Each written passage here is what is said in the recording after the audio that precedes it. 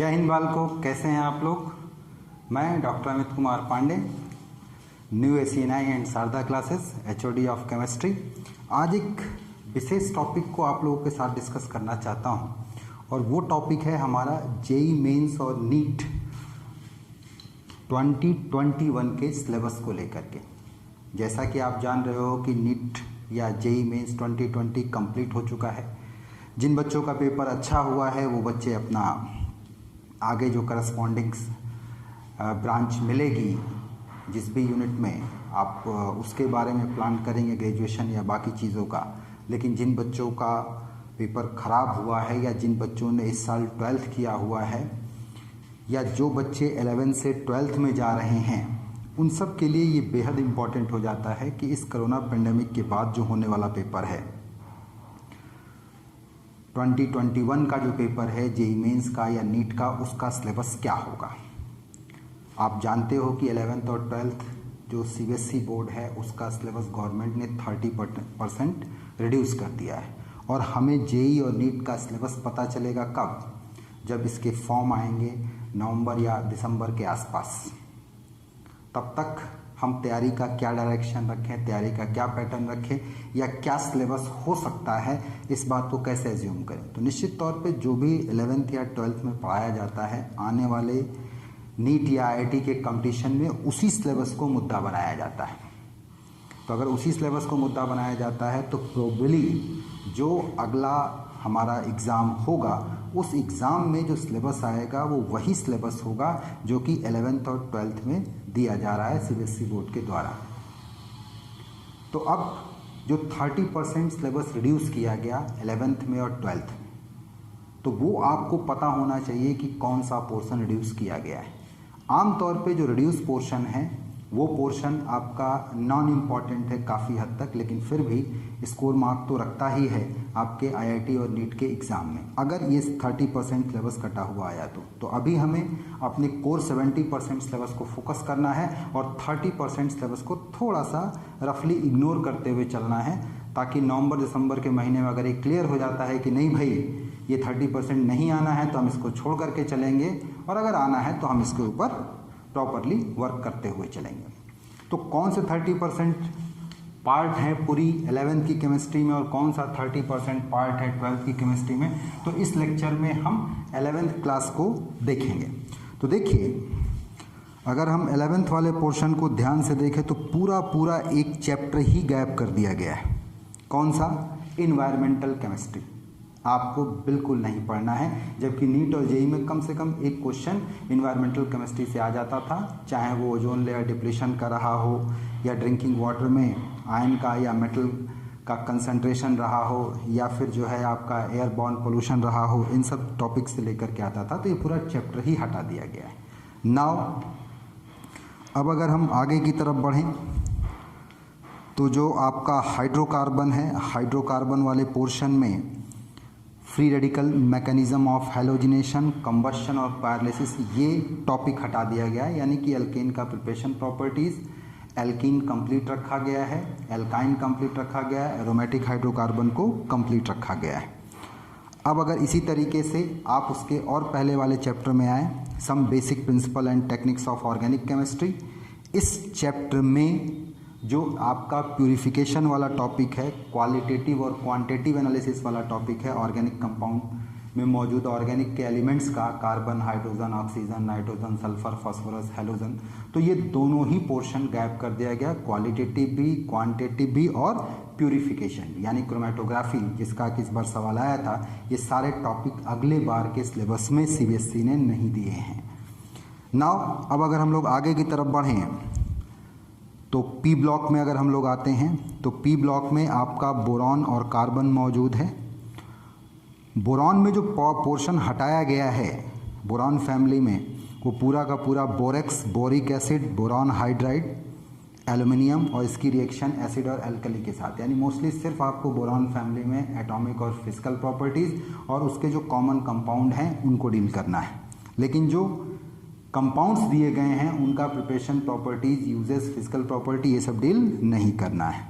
इसी तरीके से कार्बन में भी जिनको हटाया गया है, use of some important compound, oxides, important compound of silicon, and few uses silicon tetrachloride, silicones, silicate, zeolite and their uses. तो फिर रखा क्या क्या गया है, एलोट्रॉप्स को रखा गया है, एटॉमिक और फिजिकल प्रॉपर्टीज़ को रखा गया है, कार्बन मोनोऑक्साइड नहीं ये तो हटा दिया गया है, ठीक है। तो जो जनरल प्रॉपर्टीज़ हैं या जनरल कंपाउंड है उनको रखा गया, लेकिन CO, CO2 या SiCl4 या फिर आप कह सकते हो सिलिकेट्स, ऑर्थो पैरा और ऑर्थो पायरो ये सब सिलिकेट वगैरह पूरा हटा दिया गया है।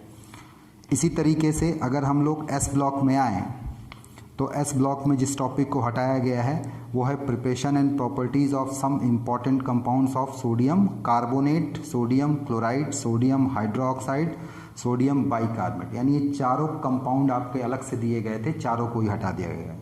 तो रखा क्या क्या गया है भाई,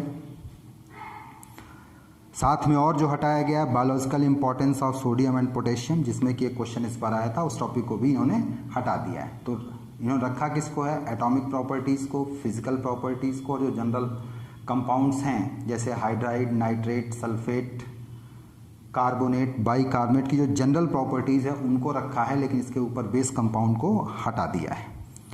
इसी तरीके से अगर हम लोग एल्कलाइन अर्थ मेटल में आएँ तो इन्होंने यहाँ पर जो हटाया है calcium oxide, calcium carbonate, industrial uses, biological importance of magnesium and calcium. तो एल्कलाइन अर्थ मेटल में रखा किसको है, फिर वही एटॉमिक और फिजिकल प्रॉपर्टी वाला वो पूरा टेबल रखा है, जो जनरल प्रॉपर्टीज़ हैं उसकी उसको रखा है, फ्लेम टेस्ट को रखा है, लिक्विड अमोनिया सोल्यूशन को रखा है, इन सब को रखा है। लेकिन जो कंपाउंड्स इसमें दिए गए हैं आपके एनसीईआरटी में उन कंपाउंड्स को हटा दिया है।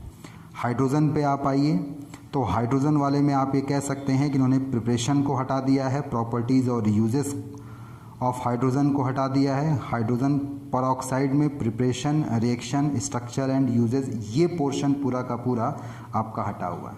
तो फिर है क्या हाइड्रोजन वाले में, उसका पीरियोडिक टेबल में पोजीशन, उसके आइसोटोप्स, साथ ही साथ जो है हार्ड वाटर, सॉफ्ट वाटर, इस पोर्शन को उन्होंने रखा है, ठीक है। और हाइड्रोजन परऑक्साइड H2O2 और हाइड्रोजन के यूजेस वगैरह इनको इन्होंने हटा दिया है। इसी तरीके से रेडॉक्स रिएक्शन पर आए तो रेडॉक्स रिएक्शन वाला जो टॉपिक है इसमें इन्होंने बाकी सब रेडॉक्स को रखा है, लेकिन जो एप्लीकेशन है रेडॉक्स रिएक्शन का वो उन्होंने हटा दिया, जैसे कि डिस्प्लेसमेंट रिएक्शन हो गई, इलेक्ट्रोकेमिस्ट्री में हो गई या टाइट्रेशन में हो गया, ये सब इन्होंने एप्लीकेशन जो है वो हटा दिया। इस तरीके से 11th की सेकंड बुक में ये पोर्शन हटा दिए गए हैं जो अभी मैंने आपके सामने डिस्कस किए थे, चलेगा। इसी तरीके से अब हम लोग 11th की फर्स्ट बुक में आते हैं।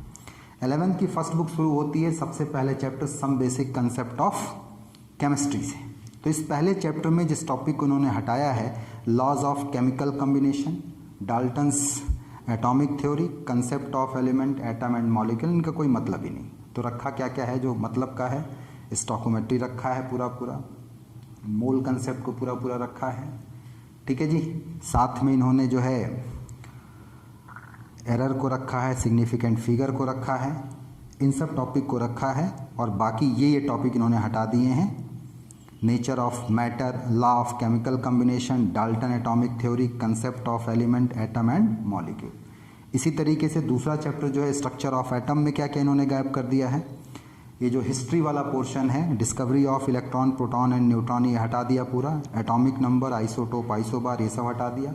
और जो थोड़ा सा कम इम्पॉर्टेंट एटॉमिक मॉडल थे, थॉमसन मॉडल और साथ ही साथ जो रदरफोर्ड मॉडल है और इसकी लिमिटेशंस हैं, इनको इन्होंने हटा दिया है। यानी मेनली किस चीज़ पे फोकस किया है, बोरबरी मॉडल पे फोकस किया है, स्क्रोडिंगर वेव इक्वेशन पे फोकस किया है ना, हाइजेनबर्ग अनसर्टेनिटी प्रिंसिपल पे फोकस किया है, अफबाउ रूल पे फोकस किया है, क्वांटम नंबर पे फोकस किया है, ठीक है। और जो एक्सचेंज एनर्जी है इसके ऊपर इन्होंने फोकस किया है। गायब किसको किया है, जो बेसिक स्टार्टिंग का था, थॉमसन और रदरफोर्ड का मॉडल गायब कर दिया, प्रोटॉन, न्यूट्रॉन, इलेक्ट्रॉन की हिस्ट्री गायब कर दी है, ये सारी चीज़ें गायब कर दी। क्लासिफिकेशन ऑफ एलिमेंट और पीरियोडिसिटी इन प्रॉपर्टी जो तीसरा चैप्टर है, इसमें इन्होंने फिर वही हिस्ट्री गायब की है। जो क्लासिफिकेशन की ज़रूरत क्या है ये गायब हो गया है। Brief history of development of periodic table ये गायब हो गया। तो रखा क्या है आपका, मॉडर्न और long form of periodic table को पूरा रखा है। साथ ही साथ एटॉमिक प्रॉपर्टीज़ को रखा है। एटॉमिक प्रॉपर्टीज़ में जैसे एटॉमिक साइज़ हो गया, आयोनाइजेशन पोटेंशियल हो गया, इलेक्ट्रॉन एफिनिटी हो गया, इलेक्ट्रोनेगेटिविटी हो गया, मेटेलिक नॉन मेटेलिक कैरेक्टर हो गया, acidic basic neutral amphoteric nature oxides का हो गया, ये सब इन्होंने पूरा मेंटेन रखा है। केमिकल बॉन्डिंग में इन्होंने कुछ भी नहीं हटाया है, क्योंकि ये पूरा ही बेस होता है पूरी केमिस्ट्री का, इसलिए इस चैप्टर में कोई भी छेड़छाड़ नहीं किए। अब अगला आता है इनका स्टेट ऑफ मैटर, जिसमें कि गैसियस और लिक्विड स्टेट है। तो इस गैस और लिक्विड स्टेट में आप देख सकते हैं जिन्होंने गैप किया है, लिक्विफिकेशन ऑफ गैसेस वाले टॉपिक को गैप कर दिया है, क्रिटिकल टेम्परेचर गैप कर दिया, काइनेटिक एनर्जी, मॉलिक्यूलर स्पीड, ये सब जो है इन्होंने यहाँ से गैप कर दिया। लिक्विड स्टेट में वेपर प्रेशर हो गया, विस्कोसिटी और सरफेस टेंशन हो गया, ये वाले टॉपिक इन्होंने गैप किए। तो रखा क्या क्या है, गैस लॉज को रखा है, जिसमें Boyle's law, Charles law, Avogadro law, Dalton's law of partial pressure को रखा है। ठीक है, इसके बाद आप कह सकते हैं कि थोड़ा सा इन्होंने van der Waals gas equation और उसका एप्लीकेशन को भी रखा है, आइडियल रियल गैस के डिफरेंस को भी रखा है। ठीक है, तो गैप इन्होंने उसके बाद वाले पोर्शन को किया है। अब आइए अगले चैप्टर में केमिकल थर्मोडायनेमिक्स में। तो केमिकल थर्मोडायनेमिक्स में बहुत नपातुला गैप किया है, हीट कैपेसिटी और स्पेसिफिक हीट कैपेसिटी, और साथ में जो क्राइटेरिया है किसके, आपका इक्विलिब्रियम के। तो इसके गैप करने का कोई मतलब नहीं है, ये बाकी के चैप्टर्स में पकड़ लिया जाएगा। अब आइए इक्विलिब्रियम पर। तो इक्विलिब्रियम में भी इन्होंने बहुत कुछ गैप नहीं किया, केमिकल इक्विलिब्रियम को तो इन्होंने पूरा रखा है। आयनिक इक्विलिब्रियम में इन्होंने सॉल्ट हाइड्रोलिसिस के एलिमेंट्री आइडियाज़ को गैप किया, मतलब उसको पकड़ के रखा है, और हेंडरसन इक्वेशन को गैप किया, बफर सोल्यूशन वाली।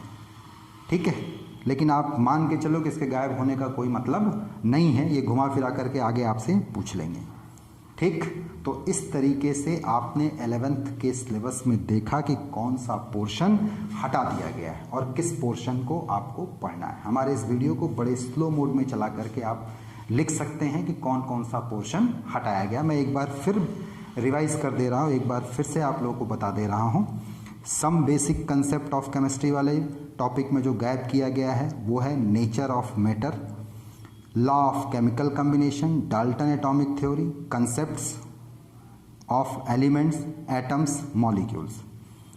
दूसरे चैप्टर में हम लोग आते हैं स्ट्रक्चर ऑफ एटम में आते हैं। तो स्ट्रक्चर ऑफ एटम में जो पोर्शन गैप किया गया है इस बार के सिलेबस में, जो मोस्ट प्रोबेबल अगली बार का आपका नीट और IIT मेंस का सिलेबस है, discovery of electron, proton and neutron, atomic number, isotopes and isobar. फिर आपका गैप हुआ है Thompson model and it's limitations, Rutherford model and it's limitation. तीसरे चैप्टर में आते हैं classification of elements and periodicity in properties. इसमें जो पोर्शन गैप किया गया है वो सिग्निफिकेंस ऑफ क्लासिफिकेशन है, brief history of the development of periodic table.